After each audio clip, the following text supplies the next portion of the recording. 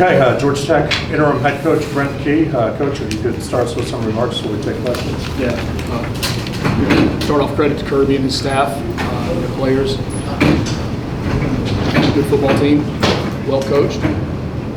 Did a good job down the stretch, especially the second half. We made some mistakes in the second half and couldn't sustain some drives. Ended up flipping the game early on. We were able to keep the field position and kind of tempo in our favor with the game. The time of possession as well. That was all part of the plan of the game, was to be able to shrink the game and play time of possession ball. We were able to do that in the first half. Then really as the second half came along, we had a couple of mistakes on some drives, the drops or some special teams mistake that we can't have in big games like that, especially when you know it's going to be a field position game and they have an explosive offense. We knew possessions were going to be very critical for us, and we knew that being able to get the defense off the field at times was going to be very critical. Early on, I thought offensively, I thought we moved the ball. Found some nice spots in their coverages to be able to throw it. Early on, ran it. They kind of shrunk it down a little bit and took away some of the running lanes. It kind of got into the second and third quarter and weren't able to get those efficient first down gains that had taken place early on. And that's what the whole game's about. It's about, especially in a game like this, you got to be efficient on first down so you get to those third and manageables. We had the big fourth down conversion in the fourth quarter that was able to put us in scoring position. And then defensively, I thought they did an outstanding job. As the game was early on in the game, as far as working to take away the explosives, take away the explosive pass from them. And then as the game went on, we started to wear down a little bit. Had some gap issues on a couple of plays, and got caught in some blitz coverage down the sideline on one. But I thought that did a really good job preparing those guys for the football game. Give credit to Georgia and their football team. I didn't see any quitting those guys out there. A lot of guys played the tails off. Clock at 0. And that's something to build off of. Now going into the offseason. So with that, I'll take any questions. Questions? It's all like us or microphones in here. Jeff, Brent, did they do anything differently in the second half defensively? Because you guys moved the ball really well in the first half. Yeah, no, I mean they a couple more single dog pressures to really single people up front. Constricted. They had noticed some issues kind of on the edge of the defense where we were able to take advantage of early on, and then they really shored that up in the second half. So again, credit to them for making the adjustments.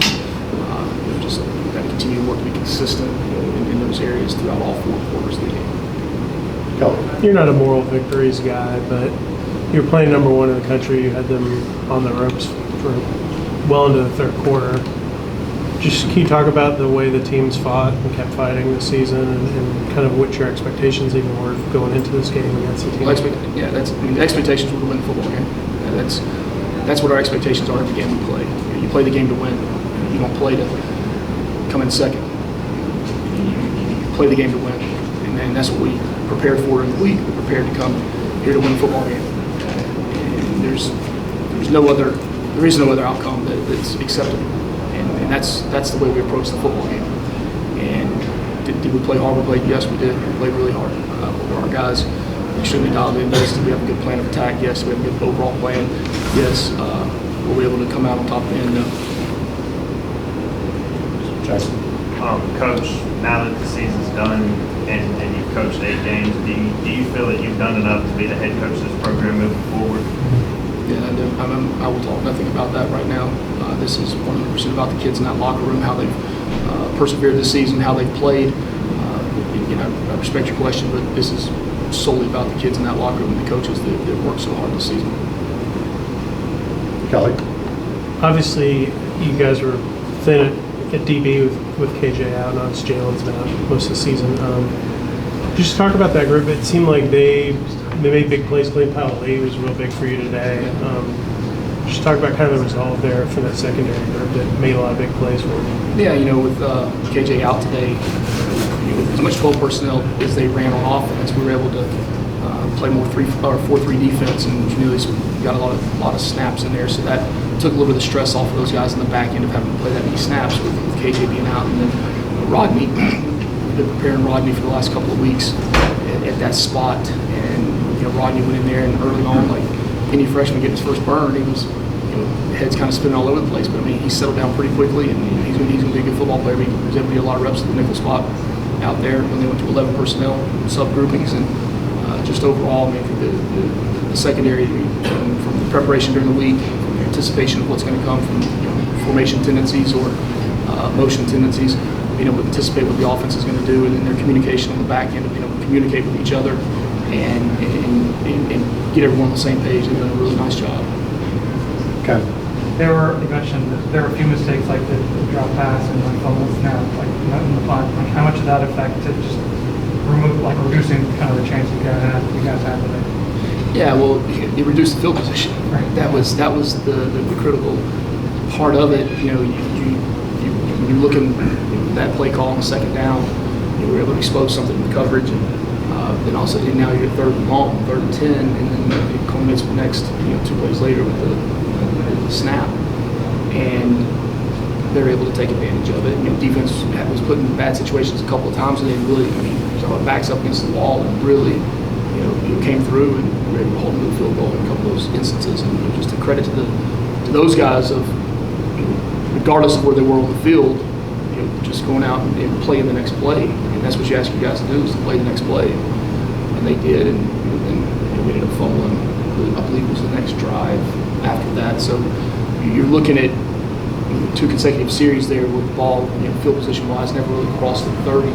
So we were playing one hand tied behind our back with that.